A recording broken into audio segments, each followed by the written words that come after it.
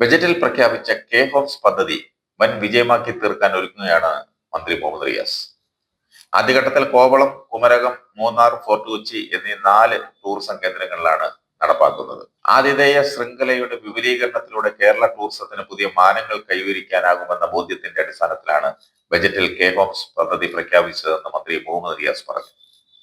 ഇതിന്റെ ഭാഗമായി 4 കേന്ദ്രങ്ങൾക്കും 10 kilometre ചുറ്റളവിലാണ് K Holmes പദ്ധതി പ്രാരംഭമായി നടപ്പാക്കുന്നത്. ആൾതാമസമില്ലാത്ത നല്ല സൗകര്യങ്ങളുള്ള വീടുകളാണ് ഇതിനായി ഉപയോഗപ്പെടുത്തുന്നത്. നിലവാരമുള്ള താമസം, രുചികരമായ നാടൻ ഭക്ഷണം ഇവയെല്ലാം ഇതിന്റെ പ്രത്യേകതകളായിരിക്കും. കെ ഹോംസിന് മാത്രമായി പ്രത്യേക ബുക്കിംഗ് സൗകര്യം ഏർപ്പെടുത്തും. വിനോദസഞ്ചാരികളുടെ എണ്ണത്തിൽ കേരളം ഓരോ വർഷവും റെക്കോർഡ് തിരുത്തുകയാണ്. ഏകദേശം 2.25 കോടി സഞ്ചാരികളാണ് 2024 കേരളത്തിലെത്തിയത്. കോവിഡ് കാലത്തിന് മുമ്പുള്ള കണക്കിനേക്കാൾ 21% വർധനമാണ് ഉണ്ടായിരിക്കുന്നത്.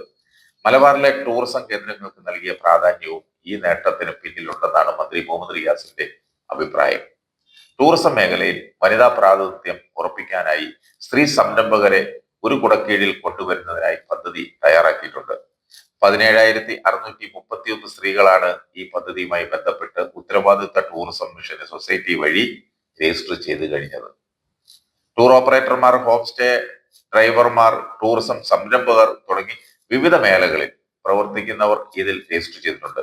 സ്ത്രീ സൗഹൃദ ടൂറിസം പദ്ധതികൾ ലോകത്തിന് മുന്നിൽ അവതരിപ്പിക്കാൻ മൂന്നാറിൽ ആഗോള വനിതാ ടൂറിസം ഉച്ചകോടി സംഘടിപ്പിച്ചിരുന്നു. ഇതിന്റെ തുടർ പ്രവർത്തനങ്ങളും ആലോചിച്ചു വരികയാണ്.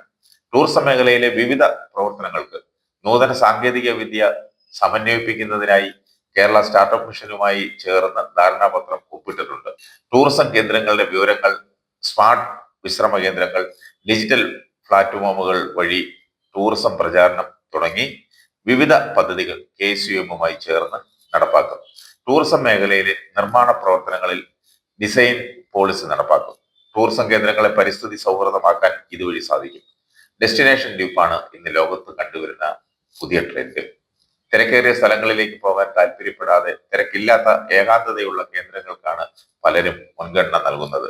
ഇത്തരം അറിയപ്പെടാത്ത ടൂറിസം സാധ്യതകൾ കണ്ടെത്തുന്നതിനായി തദ്ദേശ സ്വയംഭരണ സ്ഥാപനങ്ങളെ ഉൾപ്പെടുത്തി ഡെസ്റ്റിനേഷൻ ചലഞ്ച് ടൂറിസം വകുപ്പ് സംഘടിപ്പിച്ചിരുന്നു. ഇതിന്റെ ഭാഗമായി 40 കേന്ദ്രങ്ങൾ സംസ്ഥാനത്ത് തെരഞ്ഞെടുക്കപ്പെട്ടു. ഇവിടങ്ങളിലെ നിർമ്മാണ പ്രവർത്തികളിൽ ഡിസൈൻ പോളിസി നടപ്പിൽ വരുത്തും.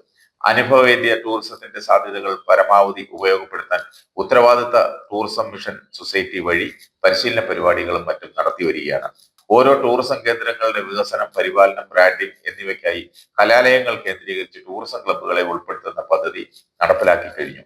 വിദ്യാർത്ഥികൾക്ക് ഗൈഡുകളാകാൻ വിവിധ ഭാഷകളിൽ പ്രാവീണ്യം നേടാനുമുള്ള അവസരമൊരുക്കും. ഇതിനു പുറമെ അതത് പ്രദേശത്തെ യുവജനങ്ങളെ സംഘടിപ്പിച്ച് പ്രാദേശിക ടൂറിസം ക്ലബ്ബുകളും രൂപീകരിച്ചു കഴിഞ്ഞു. പ്രാദേശിക സേവനദാതാവായ ഓട്ടോ ഡ്രൈവർമാർ, ടാക്സി ഡ്രൈവർമാർ, മറ്റ് സേവനങ്ങൾ നൽകുന്നവർ തുടങ്ങിയവരെ ഉൾപ്പെടുത്തിയാണ് ടൂറിസം ക്ലബ്ബുകളുടെ പ്രവർത്തനം.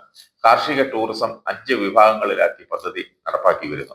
952 സംഘങ്ങൾക്ക് മിഷന്റെ നേതൃത്വത്തിൽ പരിശീലനം നൽകി. 452 യൂണിറ്റുകൾ മികച്ച നിലയിൽ പ്രവർത്തനം നടത്തുന്നു.